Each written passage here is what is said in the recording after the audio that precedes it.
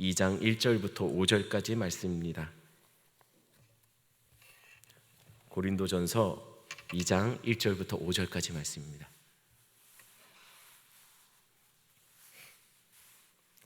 저와 여러분들이 한 절씩 교독하겠습니다. 제가 먼저 읽습니다. 형제들아, 내가 너희에게 나아가 하나님의 증거를 전할 때 말과 지혜의 아름다운 것으로 아니하였나니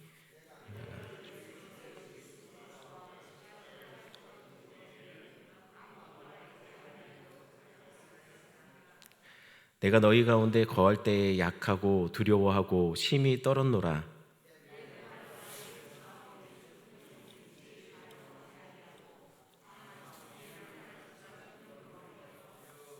같이 읽습니다. 너의 믿음이 사람의 지혜에 있지 아니하고 다만 하나님의 능력에 있게 하려 하였노라. 아멘. 한번 기도하겠습니다.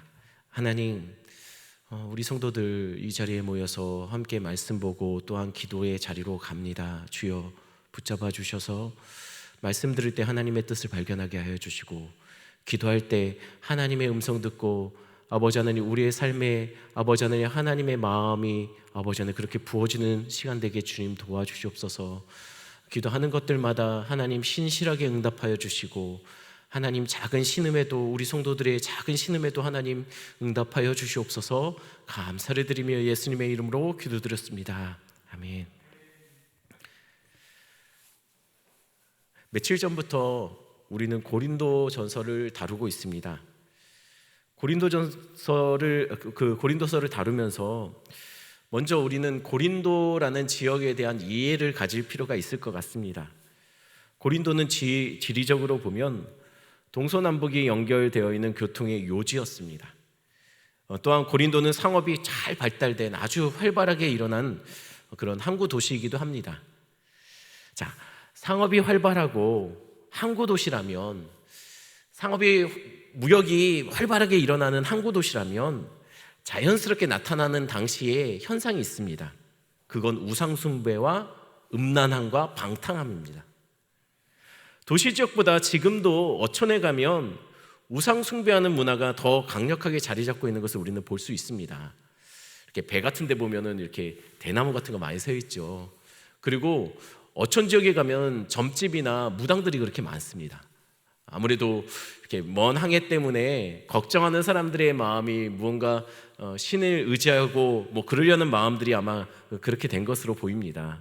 그래서 당시 사회에서, 당시의 고대 근동에서는 이런 말이 있었습니다. 고린도인이 되다 라는 말이죠. 이 말이 무슨 말일까요?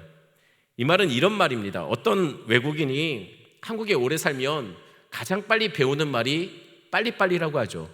그래서 외국 사람들 중에 말끝마다 빨리빨리 하면 우리는 그 사람 보고 이렇게 말합니다. 어휴, 한국 사람 다 됐네. 매운 음식을 잘 먹는 외국인을 보면 우리는 또 마찬가지로 말하죠. 어휴, 저 사람 한국 사람 다 됐네 라고 말하죠. 고린도인이 되다라는 말의 의미는 비슷한 겁니다. 굉장히 음란하고 방탕한 그런 삶을 살고 있는 사람들을 당시의 사람들은 고린도인이 되었다라고 얘기를 했습니다. 그 정도로 고린도가 음란하고 방탕했다라는 것이에요. 그런 곳에서 사도 바울이 복음을 선포하러 2차 전도여행을 하게 된 겁니다. 2차 전도여행 중에 고린도 지역을 거쳐가게 되었죠. 그런데 바울은 고린도에서 그의 처음 사역의 타켓은, 목표는 이런 방탕하고 음란한 고린도인이 아니었습니다. 바울은 고린도에서 회당을 중심으로 해서 유대인들 대상으로 사역을 처음엔 시작했던 것으로 보여요. 그런데 사도행전 18장 6절에 보면 바울이 이렇게 말하고 있는 모습이 나옵니다. 제가 읽어드리겠습니다. 사도행전 18장 6절, 여러분 찾으실 필요 없습니다. 제가 읽습니다.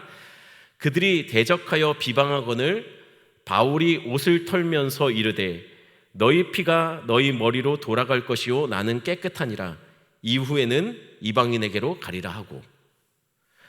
바울이 유대인들을 대상으로 해서 복음을 전하는데 도무지 받아들여지지 않는 거예요.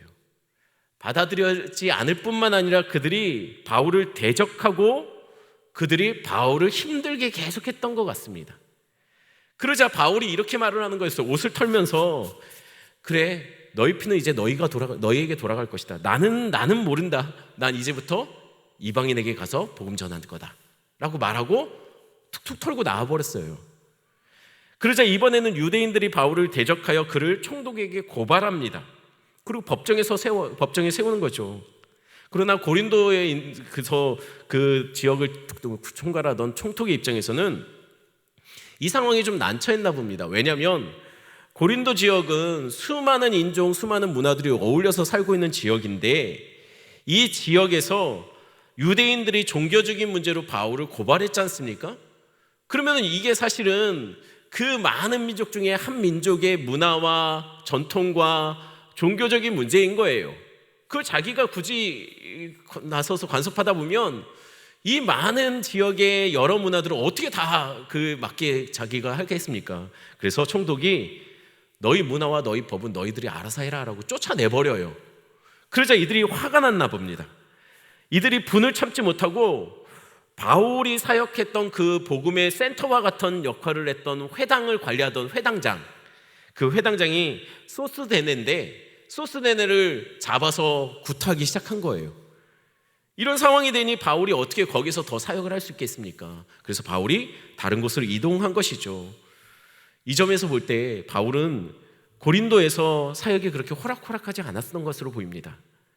이방인들을 대상으로 사역하는 것이기에 그는 문화도 다르고 생각도 다르고 종교도 다르고 이 음란하고 우상숭배에 쩌든 사람들을 대상으로 사역하는 것이 얼마나 힘들었겠습니까? 이뿐입니까? 매번 사역을 할 때마다 방해하는 사람들, 위협하고 협박하는 유대인들, 그들로 인해서 마음 졸이며 하루도 마음 편하게 사역하지 못했던 것으로 보입니다. 그래서 오늘 사도 바울은 아마도 평소와는 다른 모습으로 우리에게 이렇게 말하고 있습니다. 오늘 우리가 같이 봤던 3절 말씀 한번 읽어볼까요? 3절 말씀입니다.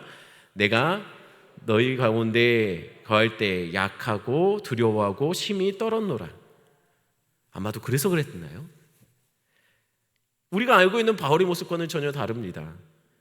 그는 고린도에 거하면서 약하고 두려웠고 심히 떨었다라고 기록하고 있어요. 우리가 아는 바울의 모습은 목에 칼이 들어와도 자신이 믿는 신앙에서 그 올바른 진리 안에서 흔들림 없던 사람 아닙니까?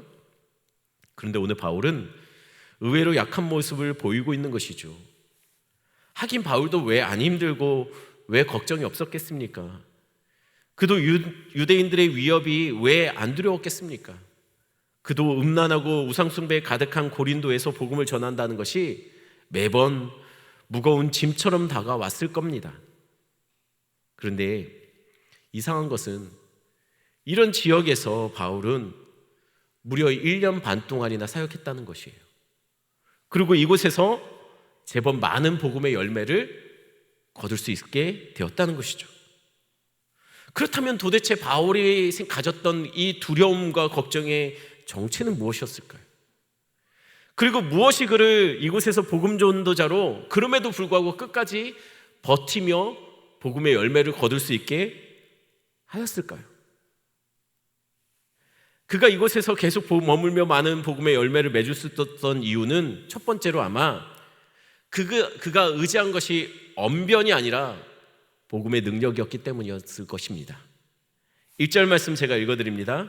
형제들아, 내가 너희에게 나아가 하나님의 증거를 전할 때 말과 지혜의 아름다운 것으로 아니하였나니. 그는 전할 때 자신의 말과 지혜의 아름다운 것으로 아니했다라고 말하고 있습니다. 그는 충분히 그의 지식과 화려한 언변을 자랑할 수 있을 만큼 지금 말로 말하면 가방끈이 긴 사람이었습니다. 당시 최고의 선생으로 알려졌던 가말리엘 지파의 생도였지요. 그러니 그는 그의 지식을 의지해도 괜찮았을 겁니다. 게다가 고린도는 헬라 철학의 영향을 받았던 지역이에요. 사람들이 모이면 주로 하는 일이 토론하고 서로 자신의 언변을 자랑하던 시대였다라는 것이에요. 그들에게 이런 문화 속에서 좋은 인상으로 다가가 더 효과적으로 복음을 전할 수 있는 방법은 화려한 언변, 논리적으로 굉장히 탄탄한 그런 자신의 주장을 펴는 이런 말주변으로 다가가는 것, 당시에는 가장 효과적인 방법이었을 겁니다. 당시 수사학이라는 학문을 최고의 학문으로 생각했어요. 수사학은 말 그대로 말 잘하는 그 웅변술이에요, 웅변술. 이때 말 잘하는 사람을 최고의 선생으로 생각하던 시대입니다. 지금처럼 사람의 배움의 수준을 평가하는 기준을 시험을 보거나 뭐 토익을 보거나 토플을 보거나 무슨 국가고시를 보거나 이런 게 아니라, 당시에는 최고의 학식을 뭐라고 생각했냐면, 서로 토론을 해서 말을 잘하면, 상대방을 내 언변으로 누를 수 있다면 내가 그 사람의 선생이 되고 그 사람보다 더 많은 지식을 갖고 있다라고 그렇게 생각하던 시대였어요. 수사학이 최고의 학문으로 받아들여지던 시대였다라는 것이에요. 그러나 바울은 그의 전도에서 화려한 언변에 복음을 포장하지 않습니다. 사람들에게 믿으라 매달리고 설득하고 달콤한 말로 사람들의 마음을 유혹하지 않습니다. 그럼 그는 무엇을 전달했을까요? 2절 말씀 같이 한번 읽어보겠습니다. 2절 말씀입니다. 내가 너희 중에서 예수 그리스도와 그가 십자가에 못 박히신 것 외에는 아무것도 알지 아니하기로 작정하였습니다. 이렇게 한 이유는, 바울은 지금 예수 그리스도와 그가 십자가에 못 박히신 것 외에는 알지 않기로 작정했기 때문이라고 말하고 있는 거예요. 예수밖에 모르는 바울은 고린도 사람들에게 예수만 말했을 겁니다. 다른 화려한 말로 설득하거나 멋있게 말하거나 달콤한 무언가로 그들을 공동체에 머물러 있도록 한 것이 아닙니다. 오직 예수만 말하고 그의 십자가 은혜만 말했다라는 것이에요. 그러니 3절에 말한 바울의 두려움과 걱정의 실체는 어쩜 유대인들에게 당하는 위협과 협박, 그것이 두렵고 걱정된 것이 아니었을 겁니다. 어쩜 그것보다 더 바울을 두렵게 만들고 떨리게 만드는 다른 이유가 있었다라는 것이에요. 4절 5절 말씀에 나옵니다. 제가 읽어드립니다. 내 말과 내 전도함이 설득력 있는 지혜의 말로 하지 아니하고 다만 성령의 나타나심과 능력으로 하여 너희 믿음이 사람의 지혜에 있지 아니하고 다만 하나님의 능력에 있게 하려 하였노라. 자신이 전도할 때 설득력 있는 지혜의 말로, 아름다운 말로 멋지게 꾸며내지 않았던 이유, 혹여나 자신이 전하는 복음이 그런 것들에 의해서 왜곡되고 변질될까? 혹여나 자신이 복음 전도를 사역을 할 때 성령을 의지하지 않고 내 힘을 의지하고 있는 것은 아닐까? 혹여나 사람들의 믿음이 사람의 지혜에서 나온 것처럼 되어버리듯이 멋진 학문처럼 느껴지지 않을까?